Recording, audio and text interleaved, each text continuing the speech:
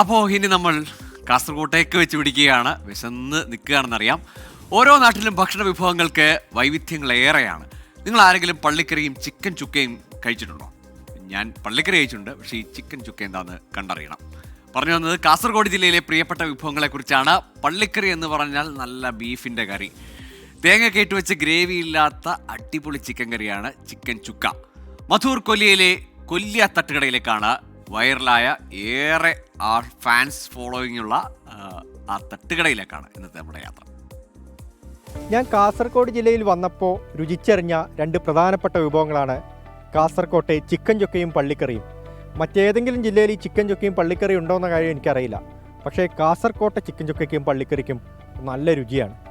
അങ്ങനെ കാസർഗോഡ് നല്ല പള്ളിക്കറി കിട്ടുന്ന ഒരു സ്പോട്ടിലേക്കാണ് നമ്മൾ ഇന്ന് പോകുന്നത്. മധൂരിലെ കൊല്ലിയയിലുള്ള കൊല്ലിയ തട്ടുകട.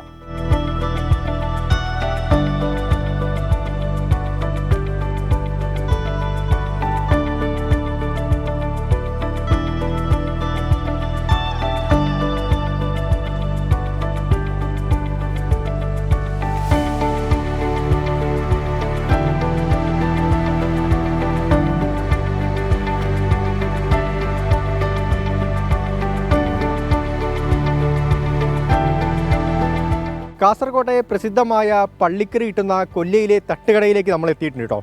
നമ്മൾ അകത്തേക്ക് കയറുകയാണ്. അവിടെ ഒരുക്കങ്ങളൊക്കെ തുടങ്ങി, അതായത് പുറത്തേക്കൊക്കെ ഒന്ന് ഒരുപാട് ഓർഡർ ഉണ്ട് എന്നാണ് കേട്ട്. ഒരുക്കങ്ങളൊക്കെ തുടങ്ങിയെന്നാണ് പറഞ്ഞത്.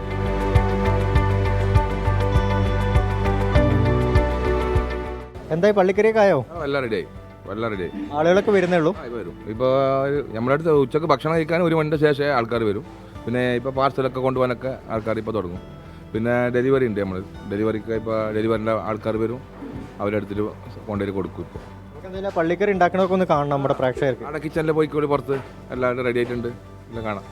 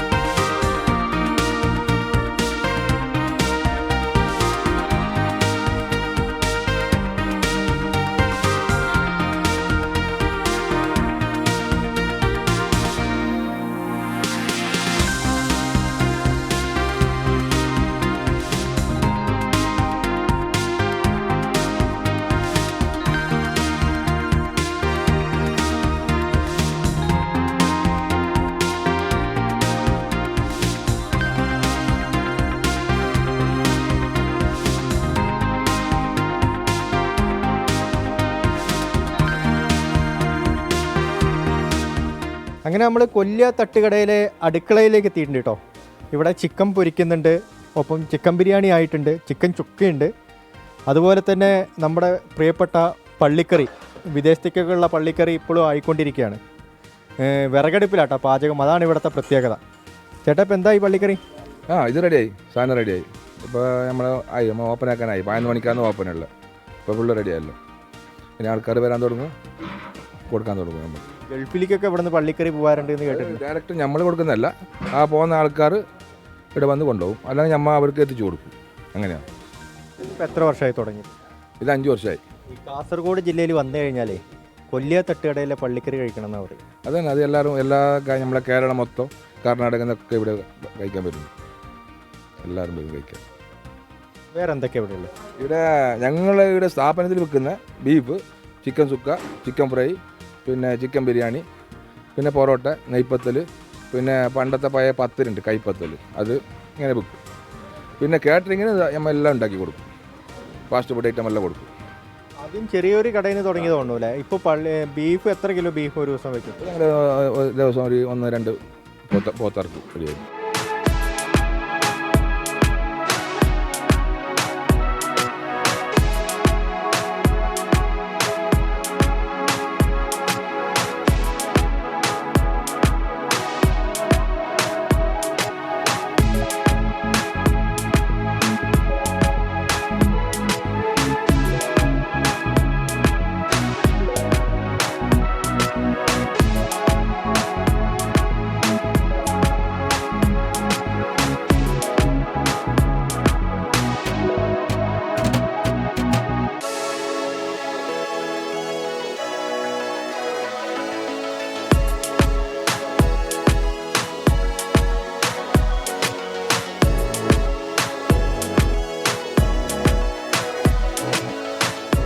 പള്ളിക്കറി ഈ കാസർഗോഡ് ഐറ്റമാണ്.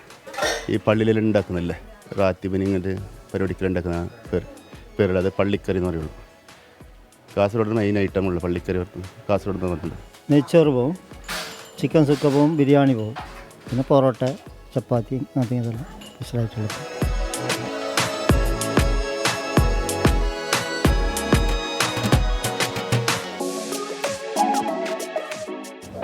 ഗൾഫിലേക്കൊക്കെ ഓർഡർ ഉണ്ടാവും, അപ്പോൾ എല്ലാം പാക്ക് ചെയ്ത് വെക്കും ആദ്യം തന്നെ.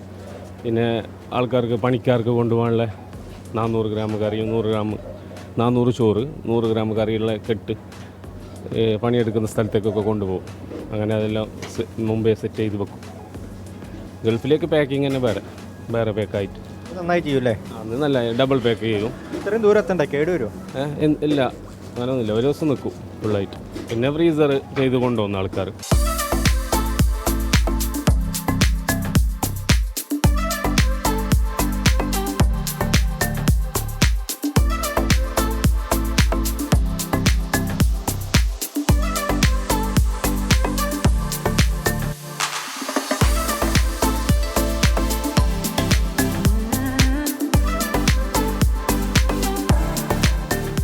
ഭക്ഷണം കഴിച്ചു, നെയ്ച്ചോറും പോത്തും, നല്ല ബീഫ്.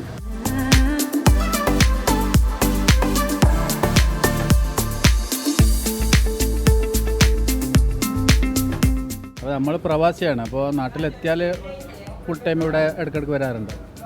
ബീഫും പത്തിരിയും പൊറോട്ടയും. ഭക്ഷണം സൂപ്പറാണ്. അറിഞ്ഞു വന്നു, ഞങ്ങൾ മംഗലാപുരം പോയതാണ്. അപ്പോൾ തിരിച്ചു വരുന്ന വഴി ഇങ്ങനെ കുറേ നാളെ ഇങ്ങോട്ട് വരണമെന്ന് വിചാരിക്കും. അപ്പോൾ ഇന്നാണ് അവസരം കിട്ടിയത്, അപ്പോൾ ഇങ്ങോട്ട് കയറി. അപ്പോൾ നമ്മൾ കാലിക്കറ്റിൽ നിന്ന് ഇതിനായിട്ട് വന്നതാണ്, ഇത് കഴിക്കാനായിട്ട് വന്നതാണ്. ഞാൻ വേറെ എല്ലാവരും ഫ്രണ്ട്സായിട്ട് വന്നതാണ്. അടിപൊളി ഭക്ഷണം.